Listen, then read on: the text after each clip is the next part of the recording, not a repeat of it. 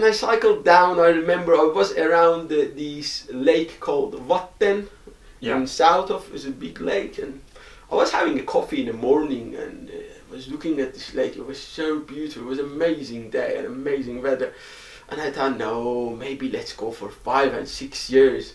And then I was down more south, and I said, yeah, I maybe don't want never stop it. I wanted to go as long as I can.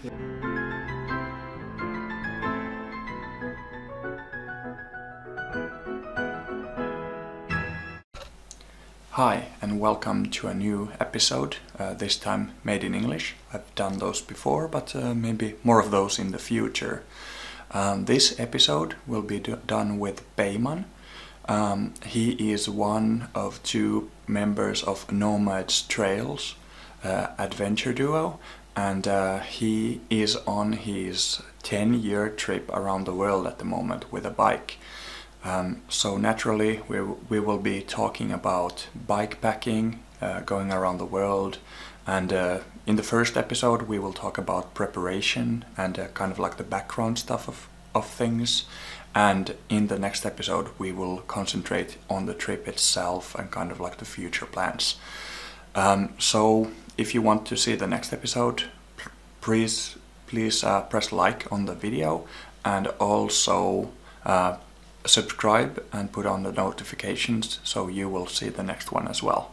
But now let's have Peyman in and talk about the trip itself, and yeah, thanks, and see you later. Hey, welcome to a new video. I'm in a strange atmosphere in a working room with Peyman from Nomad's Trail. Hello everyone, hope you all are doing good. Thanks for coming, and thanks for the opportunity. Yeah, thanks for the invitation. And so the thing is that we are at your home base here in Finland at the moment. Yeah, basically, yeah.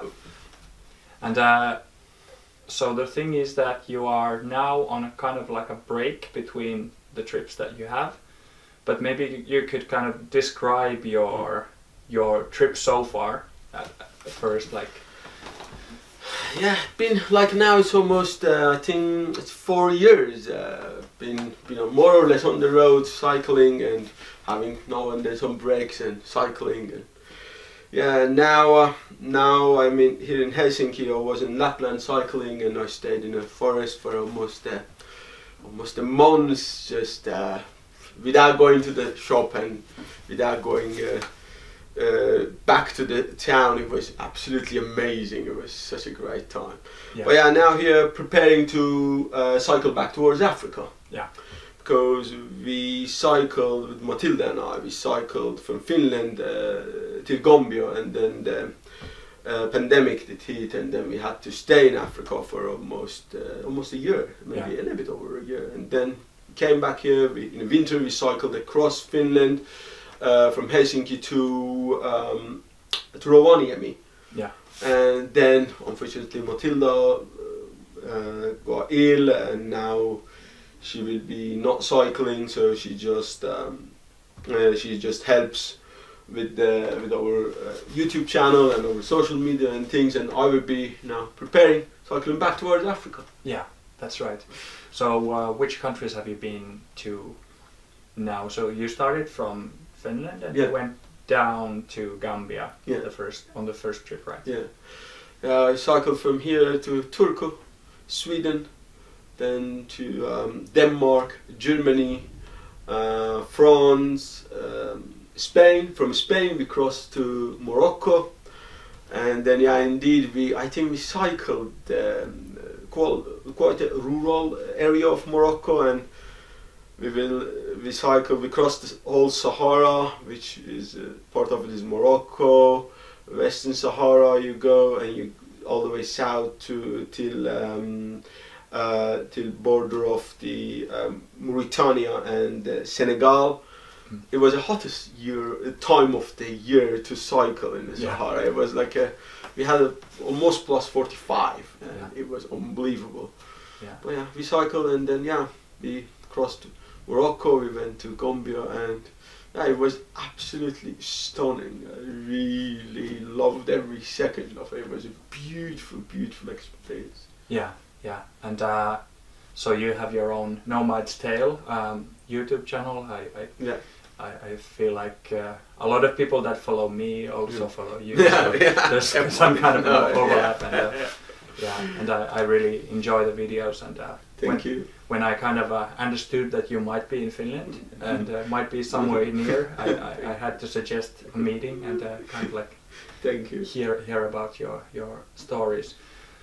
But one thing that I want to maybe start with is kind of your backstories, because I feel like I have been thinking of bikepacking and traveling the world with a bike for years and years, and I've been lacking the courage and maybe kind of the initial start with it. And you guys have made the step that I'm still dreaming of, and I feel like a lot of people I know are also dreaming of a big trip. And some people will dream until they die, and some people will actually do it. So I would want to have kind of like a view from a person who has actually done it. Like that's a big hats off, because you're one of the few people who have actually done it. And maybe kind of like start from your background, like were you cycling as a kid, and like how much were you cycling before you started to do big adventures, and were you doing like smaller adventures first, or what was kind of your process with it? Yeah, but I grew up basically in an environment, in a family which my father was a mountaineer and going to the mountains and traveling a lot, and I grew up traveling and spending my time since I was a kid in nature, and like going for hiking, I don't know, fishing, hunting, going to the mountains, staying overnight, like for a long time. So I grew up like this, and I really like, for me, the nature, being outside, it's just a home where I feel comfortable. When I'm inside the walls, like inside, it's like for me, it's like a jail, you know. I don't understand why I need to be inside sometimes. I go out. So I really like this. So it was basically what I did all of my life, more or less. But when it comes to the cycling, I have done some cycling short trips when I was like around maybe, I don't remember, like maybe 13, 14 years old. But then I had a break. I've been doing other sort of adventures, and then I came to Finland. I studied as a wilderness guide, and I graduated and did some trips during the study also.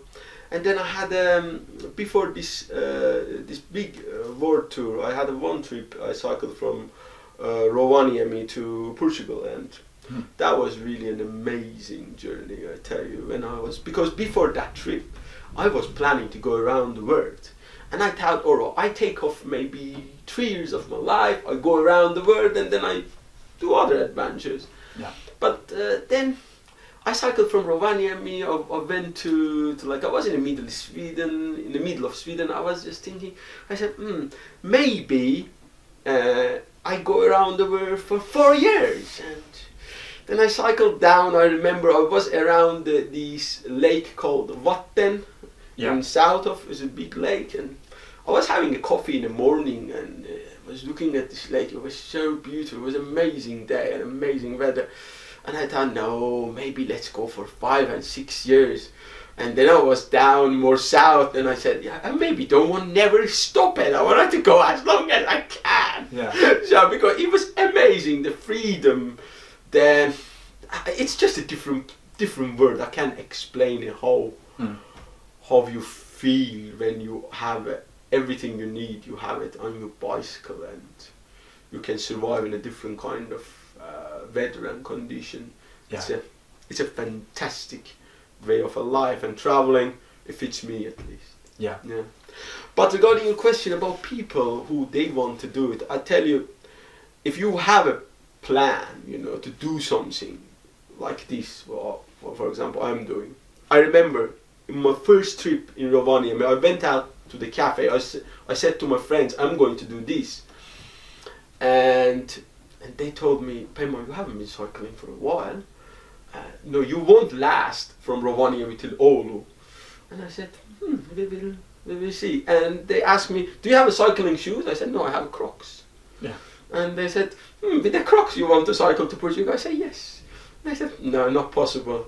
And a lot of them, they work in emergency, or the fireman. They thought, yeah, you call for the emergency, we're gonna get an emergency call when you're in Oulu apparently to come and rescue you. I said, we will see about that. Yeah. And then yeah, I made it all the way to Portugal. So the thing is, when you have this kind of plan, when you tell to people, often many people, they haven't done it. So you hear, no, that's not possible. Yeah. So that puts some people back. What I would suggest, just don't listen to that. Listen to that, try to make that kind of no from a society, from a friends who you hear, as an encouragement, and go after your dream. Yeah. And do what you want in a life. Yes. Because we always will have these no sayers around us. Just ignore it, go after your dream and do what you want in a life. It is easier than it sounds. Yeah, that's right. What about the first setup when you started from Rovaniemi to Portugal? Yeah. So how much stuff did you kind of gather before? Did you do like shorter rides before it with your trekking setup, or did you just kind of like buy stuff and leave? Or I had many like outdoor equipments, because I was when I was in Rovaniemi, most of the time I was in the forest. Yeah. So I just bought a bicycle. I just bought a panniers. Yeah. And that was it. And I took my camping equipment, my tent, and I just put it on the bag and off to go. Okay. Very easy. Yeah, that sounds quite very easy. Yeah. Yeah. But one thing I would suggest for the people who they do, try the first trip. Try to do it in a good weather. Yeah. In a good weather. Do not go for like a winter trip or something if you're not familiar with the thing. So make it first trip. Make it easy, and do not have a really a goal, like a destination goal so much. Just cycle as much as you can. Yeah. You know, and enjoy of the journey. Yeah. What kind of a bike was it? It was Cannondale Warrior 2000. I bought it from close to Kuru. Tampere. There was a guy who was a cyclist. He gave it to me, and I bought it for, I think, 400 euros or something like that. So was it like a road bike? Yeah, it was basically something between a road bike, gravel bike, you know, okay, something. Yeah. So it's kind of endurance bike. Yeah, it's something like that. But it had a very sturdy frame, but you could not put you could put 1.4 inch tires, something like that. Yeah. A 2-inch tires, no way would fit in it. Yeah. But with that, and it was 28. Yeah. But with that, I did quite a crazy roads actually. Yeah. It's kind of like now I'm kind of getting the picture. Like you just bought panniers basically, and you had your stuff from wildlife from before, and you bought like an endurance road bike, and you put your 1.5 inch wheels on it. And it kind of makes sense. Like it's like a good first setup. Yeah. And now we could maybe take a look at the bike that you have now, and it's way different from that. It is indeed, yeah. It doesn't resemble a road bike in any way. No, now these bikes are a little bit different. Yeah. I'm more on the road bike side myself, but I'm kind of like very curious with the long haul bikes at the moment as well. But let's see what the future brings. Yeah. When you go around the world, you encounter so many different kind of like a terrain, let's say. Yeah. If you wanted to go off road, you like single track, double track, I don't know, mountain biking or whatever. The fact is, if you want to cross a continent, you will have most of your time you're gonna to be on a road which maintained by human. Yeah. So that can be asphalt or a normal gravel road. And yeah, sometimes you will find a nice, for example, a route which goes between like two of your destinations, so you can take a really nice, like quite animal track, let's say, but you are more or less all the time in a track. Yeah. So I would say like yeah, you need some sort of bike for a world tour which can do everything, everything more or less. So I really like the setup I have now. Yeah. Yeah. Right. And yeah, that's kind of like your initiation to the process. So it was like endurance road bike and panniers and all of the things that you had. But then the big trip. How much time did you spend between that Rovaniemi, Portugal, and the big trip? Between Rovaniemi and Portugal, it was I think between these two trips I had I think the pause maybe 3 years or something like that. Okay. Something like that, if I remember, around 3 years. But I did some other trips between some other like a bicycle touring, but the short ones, like a 1 month, 2 months. Yeah. And was it between those when you met Mathilda? It was the Mathilda. I met the Mathilda when from Rovaniemi. I came back from some trips, and then I was in Rovaniemi. I decided, okay, I'll go to Helsinki, and I'm going to work and live in my car, and work and save money to take off for the world tour. And then when I came to Helsinki, no, sorry, I'm going to Helsinki. I apologize. Yeah. So from Rovaniemi, I moved to Helsinki to work and save money for the cycling around the world. And then yeah, after a few months, I met Mathilda, and then and she said, yeah, well, I would like to come. And I said, cool. Yeah. And what was her background with cycling then? She didn't have so much cycling really background, but she does orienteering and some running, and she likes outdoor and things like that. But yeah, unfortunately, as I mentioned, now she's not well, so she won't be joining the cycling tour, which is life, you know. It is how it is. You can't do, but she will be always with Nomad strays. She works with us, and she does part of our online content, and it is it's a great to have her with us. But yeah, it's a shame. Yeah, but it's life. You can I say always, you know, my philosophy of a life is we have a difficult time always in a life. The problems are a part of a life, but I really think the most important thing is to find the joy when you sort out a problem, you know. Yeah, when the problem comes, you need to find a way to live with the problem, but still enjoy of living and sorting it out, and you always need to believe there is definitely a solution for everything. Yeah, that's right. I can now, Yeah. And well, from that then, we could maybe go to the ride itself. So you lived in a van near Helsinki. What kind of a job were you doing? I was doing construction work. Okay, yeah. It was very fun. Yeah. I can imagine. Work. Yeah, it was. And I also had the weights on my hand, wrist extra weight, so I could train, you know. Yeah. It was crazy tough. Doing it extra hard. Yeah. And you did that for like 3 years? 2.5 years. 2.5 years, okay. And then you started the trip, so you took from Helsinki to Turku and then to Sweden and down south. One thing that I wanted to maybe hear from you as the first question. So you're kind of used to cycling in Finland and maybe Sweden as well, but when does kind of cycling become something different? Like when you go down, is it like, when do you feel like cycling is different? Is it when you go to Africa, or is it even before that? Cycling becomes, in my opinion, different when you change let's say when you change the terrain, more or less, you know.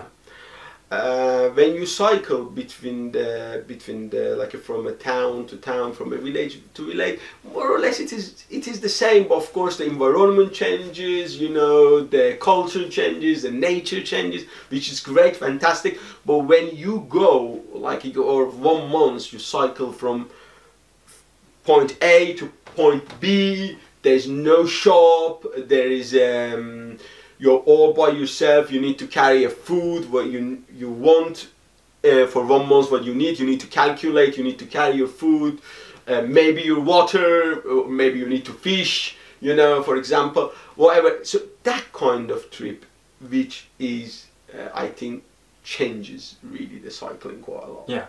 So you need to have a lot of things you need to take into the consideration. You know, you need to do not take crazy risks, because maybe there's no any 112 to call. You know, any emergency. You're in the middle of some country. There's nothing like that. Yeah. So you need to be very aware of what you do. That is a different game, in my opinion, than doing the normal cycling from from here, let's say, to Spain, or even down to the other countries, to Africa or wherever. Yeah.